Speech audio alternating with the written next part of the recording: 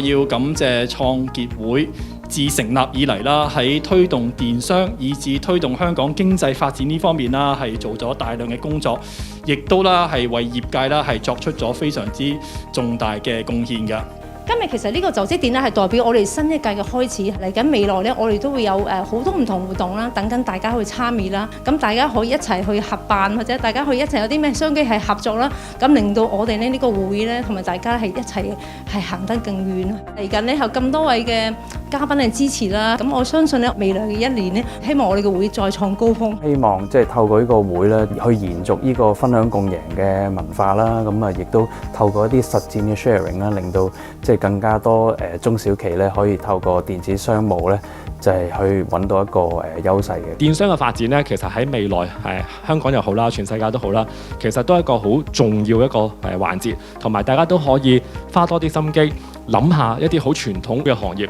點樣透過科技嚟到去將佢提升佢效益。冇競爭就冇進步，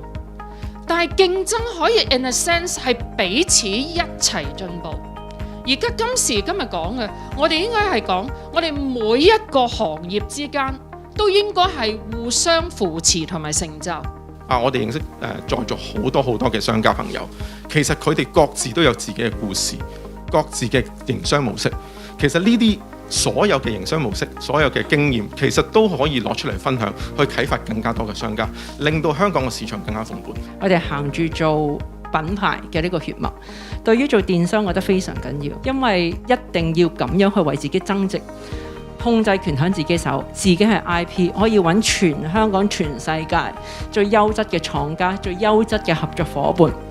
去聯乘去合作。我哋創結會成立於2016年，我哋創會有3大嘅目的。第一方面呢，我哋就推動如何利用電子商務去提升我哋中小企嘅競爭力。第二點呢，我哋就係專為電子商務平台呢，我哋做一個交流嘅平台啦。同時呢，我哋都好專注去培育